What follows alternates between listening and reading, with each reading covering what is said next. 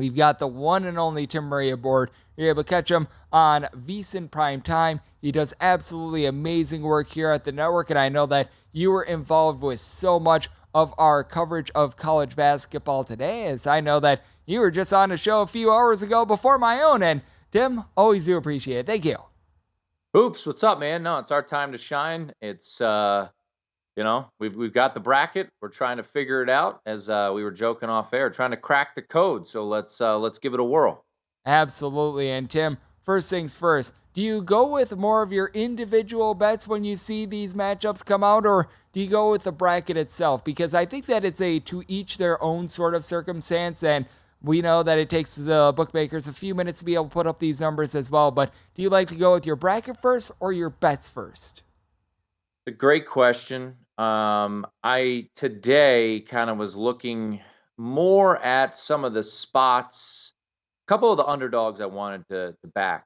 And we were, talking about it on the show just a couple hours ago about, ultimately, what the bets was. So the process I was going through was I wanted to pinpoint the teams that I was initially either looking to fade or to back. And then I kind of took a step back. I'll be honest. I've only laid 3 bets at this point in time. The market is moving. I'm sure, like you've hit on, and like we've been talking about all the past handful of hours on VSiN. So as of right now, I'm just kind of diving into the bracket. Seeing if there are some region bets as those start to pop up that I'm going to take a look at. And also, let's see if the market, how it's going to continue to move. Is it going to start moving back a little bit when you start to see more of that public money? Because, depending on what book you looked at, whether it was DraftKings, South Point, Circa, et cetera, how are they reacting to how the market was settling? So, yeah, only right now 3 bets, but a handful of others that I've kind of circled. So, yeah, it's trying to perfectly figure out this madness, which we know is almost an impossibility. It is very interesting to take a look at. And Tim, typically when it comes to the industry of sports betting, and it's not just college basketball, it's the NFL, it's baseball. You're able to go down the list. Typically, there's a lot of value on underdogs. Do you think that there's that for the NCAA tournament? Because when I take a look at the tournament, I think that it's a little bit of a different entity in that it's really the one sporting event where the underdogs always get all the love. Everyone wants to pick that 12 seed over a 5 seed, that 13 seed over a 4, ride with their bracket and take that on the money line. And I think that that's what makes this so unique as well, and that there might actually be, in turn, a little bit of value on some of these favorites as a result.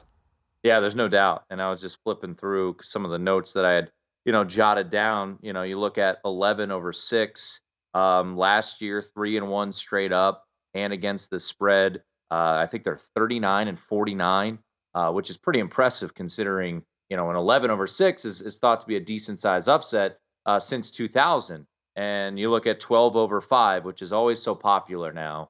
And that hit twice last year with New Mexico State and in Richmond, both winning outright.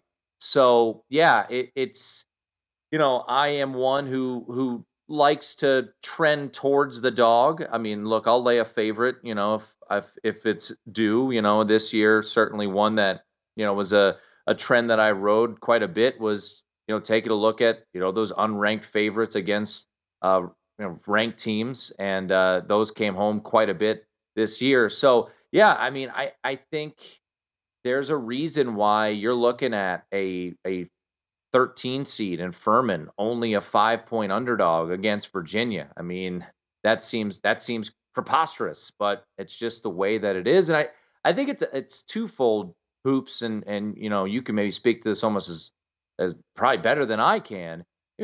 Just the way college basketball has been this season, where you have the number 1 overall seed in Alabama get absolutely obliterated on the road in January by a team that didn't even sniff the NIT in Oklahoma. I mean, that's just kind of what this college basketball season has been. So, another spot that I was really looking to look for was, who is Drake going to ultimately play?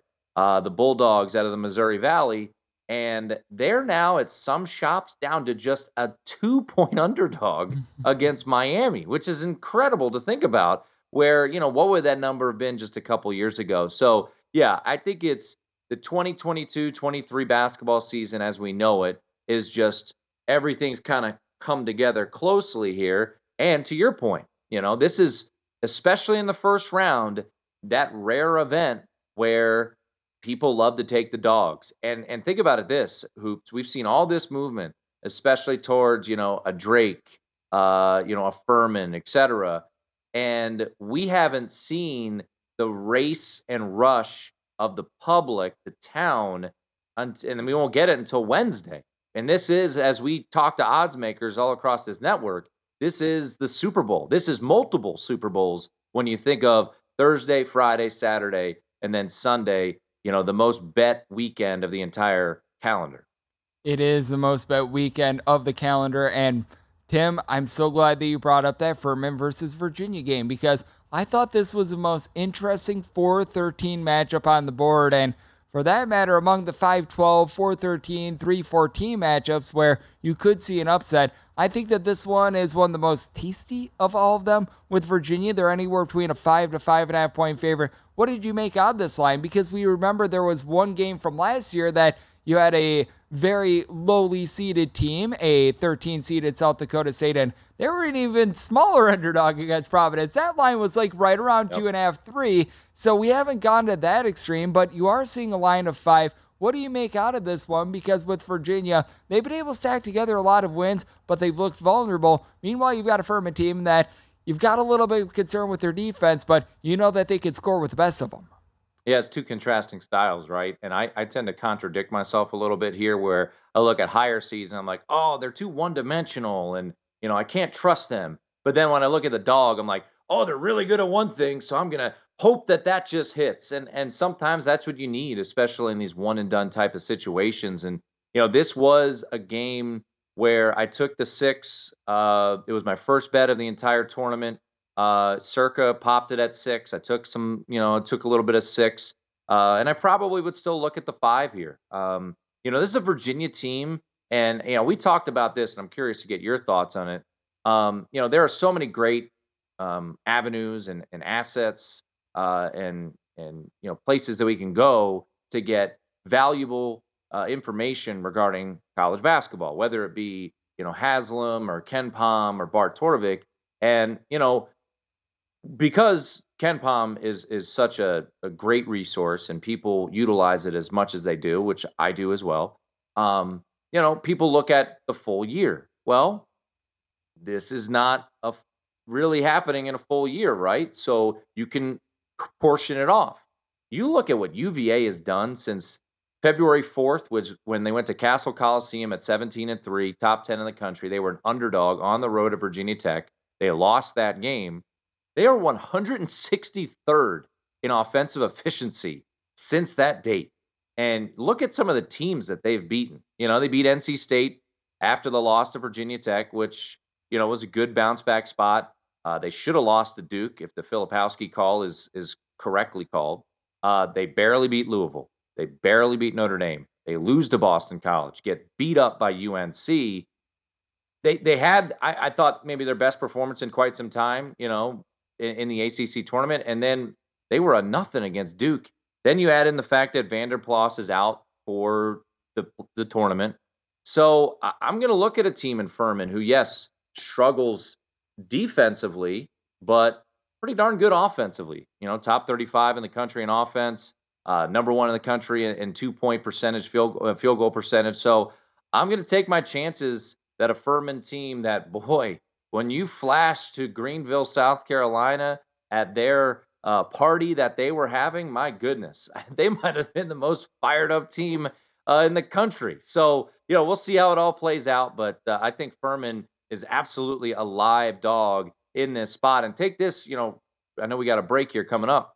Think about this, Hoops. Last year, yes, 0-4 straight up were 13 seeds. But they went 3-1 against the spread. 13 seeds were feisty and covered 3 out of the 4 games that they were a part of last year. And keep in mind, 2 years ago, the 2021 NCAA tournament, every seed line except for the 16 seed line won at least one game in the NCAA tournament. So certainly we've seen a lot of success from the lower seeds, and we've got to talk to Tim about trusting in senior guards. We will do that next right here on the Greg Peterson Experience on VSiN, the Sports Betting Network. As we get more bets in for the first round of the NCAA tournament from myself and everyone else here at the network, VSiN.com/picks is the place to be able to view those, as I'm sure a man that is going to have a few of those, as he has to because he's in the VSiN Invitational with myself, and those all go there. That would be Tim Murray, as that is going to be fun because we have to pick 5 sides and totals for each day of the NCAA tournament round of 64. So we've got 10 bets in total that we must make for sure, and then everything else is going to be extra credit from there. But Tim, something that I do want to get your thoughts on is taking a look at teams with senior guards, because that has always been a big mantra for many people when filling out their brackets. As we know, there seems like, a Purdue that they don't necessarily have a lot of veteran leadership in the backcourt. Meanwhile, you do have some teams like a team that they could face off with in the round of 32, like a Memphis, that they've got a guy in Kendrick Davis that is one of the best guards in all of college basketball. How much do you make of that this time of year, and how much more of an emphasis do you place on that now than you would have in, say, a January, February conference game? No, you hit it. And, especially in these lower seeded teams, we were talking a bit off air about Oral Roberts, a team that made the magical run 2 years ago in the COVID season to the Sweet 16, beating Ohio State and then beating Florida and getting to the Sweet 16. And Max Asmus, who is phenomenal, is still on that roster. But as for Memphis, if anyone missed that game today, oh boy, that was a show. He had 20 of the first 40 points for Memphis. And, Kendrick Davis, I think people who have not been following Memphis basketball this year, hoops, would think, oh yeah, Memphis, right? They're the team that went out and got, Wiseman, and they get all these one and dones. Well, Penny Hardaway's shifted his tune. This is a veteran-laden team that he has in Memphis. And Kendrick Davis, who's a fifth-year senior who, played most recently at SMU and is a massive scorer. You've got, DeAndre Williams down low. You've got McCaden. They got dudes all over the place. Lomax has played, I think, with Penny Hardaway since he was like 11 or 12 years old. So this is an incredibly veteran team. And, yeah, those are the types of teams, in my opinion, that you like to back. I know Kendrick Davis has never been in the NCAA tournament, but this seems like a guy who doesn't shy away from, a type of moment like that. Just look at the way they went head-to-head with Houston, all year. And, look, I'm going to mention this a lot, and it could come back to bite me. But, if you look at the last month of college basketball, since February 4th, Memphis, according to Bart Torvik, is the 10th best team in college basketball. Think about that. They're the 10th best team. Gonzaga, UConn, Houston, Bama, Texas, UCLA, San Diego State, A&M, Arizona, Memphis. And that's how well they've been playing. They had 2 losses to Houston, covered both of those games, and then avenged it today. Yes, there was no Marcus Sasser, but they were the better team on the floor today. So, it's unfortunate, Hoops, to be honest, because, Florida Atlantic has had such an incredible season. And look, I was wrong. On Saturday night, VSiN.com/picks, I threw in UAB on the money line, and I was wrong. Florida Atlantic was tremendous, and they were the better team. UAB couldn't hit the broadside of the barn, but I think the athleticism that they're about to face and the tenacity from this Memphis team, that's why I'm going to be on Memphis here. Look, Florida Atlantic is very, very balanced, top 40 in both offensive and defensive efficiency, but I think this is a really tricky matchup. I would have loved to see FAU, against in Illinois. That would have been an interesting matchup. Maybe Florida Atlantic comes out, but for me, I think Memphis not only can win this game, and I think they will because I bet it personally, but I also think they have the potential to make a run in this East region. Yep, I totally agree with you because I think that there were many people going in thinking Florida Atlantic, they're a team that I would love to be able to have win a game or two in my bracket. Yep. And How important do you think it is to be a little bit more matchup oriented this year than in past years? Because I don't think that you can go in with a lot of priors for this year's NCAA tournament, because these teams, it feels like the differential between the top 10 teams, it feels like it's smaller than ever before. And these teams in the middle as well, it feels like it's like that as well. You get good and bad matchups. And I felt like this was pretty much the worst matchup Florida Atlantic could have faced out of any team ranked pretty much 6 through 11. Yeah, no, I agree. I mean, it's really interesting how it all played out where, look at the West region where you've got this unique matchup of Gonzaga against Grand Canyon where you've got an astronomical total. And then you've got St. Mary's against VCU, two of the best defensive teams in the country. And I'm so intrigued by that matchup where VCU is a team that really is predicated on turning its opponent over. They do it better than anyone in the country. I believe they average 24 turnovers a game. And then the team that they're playing is not elite at not turning the ball over, but they're pretty darn good at it. I think 16 turnovers per game there for St. Mary's. So, I was intrigued by a couple of the matchups, how they put these, put this puzzle piece all together here. But yeah, I mean, you look at Oral Roberts and Duke, fascinated to see how that one plays out. As we talked about with, A-Smiths and Vanover there for Oral Roberts. That is one of the most intriguing games. I don't know if I'm gonna get to the window on either side of that game, but one of the primetime games of Thursday, in that CBS slot. Rightfully so. I mean, you've got a red-hot Oral Roberts team that didn't lose a conference game, and then you've got a Duke team that's playing as almost as good as anyone in the country right now, and a team that I think a lot of people believe can emerge out of the East region. So, yeah, matchups are everything. And, as you dive a little bit deeper into these situations, that's where I think it might come intriguing, like the Virginia-Furman game that we mentioned in the last segment, where Virginia is a team that is, so slow paced and struggles offensively, while Furman, maybe that works out really well to them because they're not really good defensively, but they can really score. Yep, I do think that that's so interesting to take a look at. And what I think is interesting is another game that you are on, and I'm on this one as well. It is the Drake versus Miami game. You mentioned it. A lot of books, they're sitting here with Drake being right around about a 3 or so point underdog, and one doubted if we see a little bit of line movement on this as well, as I'm seeing a couple 2.5s populate as well. What are you taking a look at with this game? Because personally, I think Drake has a very good chance to be able to pull this one off outright. And with Miami, it's hard for me to trust in a team that's right around 200th in the country and points a lot on a per possession basis. Yeah, and you look at the market, it's kind of telling you something. And I use the line. The line tells you a story, and I think it is here. I mean, that's why you've seen a number dip below 3. I mean, the money has come in on Drake here, and I was doing a show earlier today with JVT and Jared Smith, and they asked me, hey, who's a mid-major that you're going to be looking for? And it's Drake. I mean, this is a Drake team that is incredibly, veteran-oriented.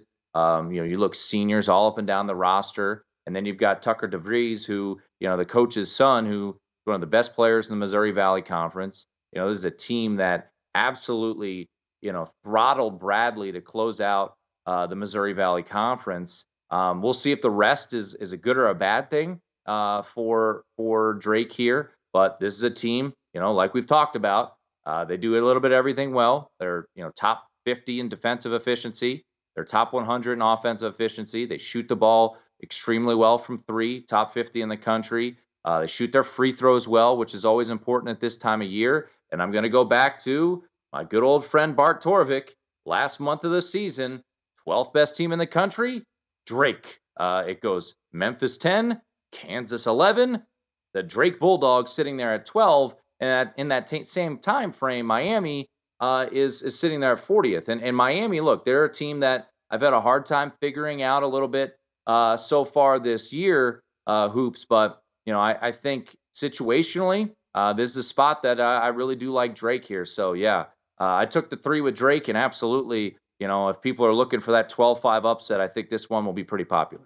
Yep, I am right there with you on that one as well. I set Drake as a favorite in this game. And we talk about veteran guards, Roman Penn. I mean, this guy has been around for a very long time. I think that I was in college when Roman Penn began his college basketball career over there at Siena. And Tim, you, much like myself, are a fine D3 graduate. You do an amazing job here at VSiN, and I always appreciate the time. Thank you so much. Hoops, always a pleasure, man. Visit VSiN.com to get current odds, listen for free, find showtimes, and download VSiN sports betting podcasts.